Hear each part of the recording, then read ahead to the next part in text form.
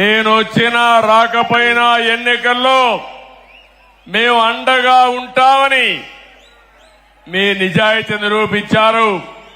నాకు మళ్లీ జన్మ అనేది ఉంటే కుప్పం ముద్దు బిడ్డగానే పుడతాను, మీ సేవ కోసమే ఉంటాను. అలాంటి అరుదైన అనుభవం ఈ నియోజకవర్గం. ఈసారి ఎన్నికలు జరిగాయి.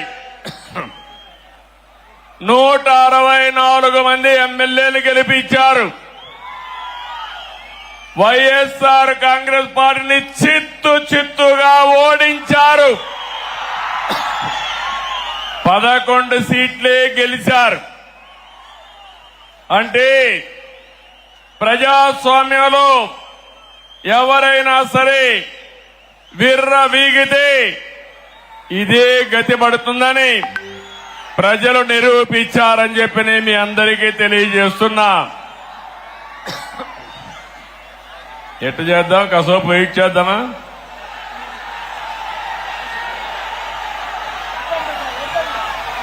కంటిన్యూ చేద్దామా? 2 నిమిషాలు వెయిట్ చేద్దామా?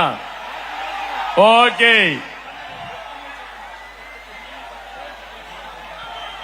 అలాంటిది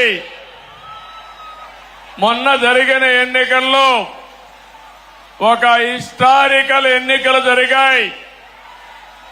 మన చిత్తూరు పార్లమెంటు చూస్తే 7 అసెంబ్లీలకు 7 గెలిపించి తిరుగులేని మెజారిటీ ఇచ్చారు మీరందరూ.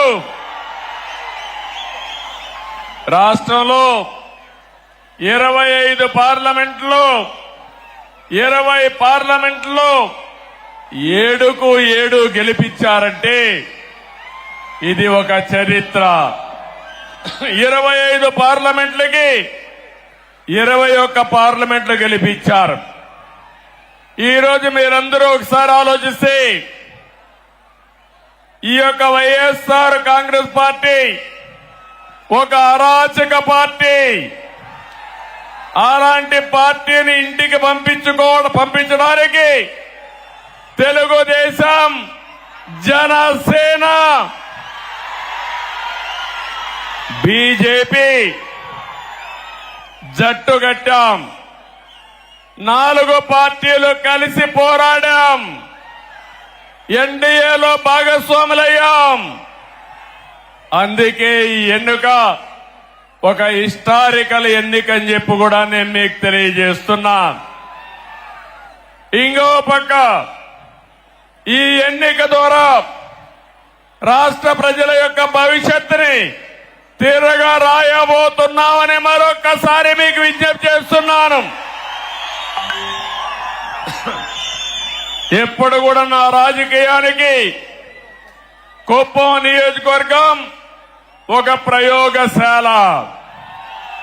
ఇక్కడ మొట్టమొదటి ఒక కార్యక్రమాన్ని ప్రారంభించి ఆ రోజు సమైక్య ఆంధ్రప్రదేశ్ లో, తర్వాత నవ్య ఆంధ్రప్రదేశ్ లో అమలు చేశాం. ఈ రోజు కూడా మళ్లీ మీ అందరికీ హామీ ఇస్తున్నా. ఈసారి మీరు ఒక్కసారి ఆలోచిస్తే మనం ఎంపిక చేసిన ఎమ్మెల్యే అభ్యర్థులు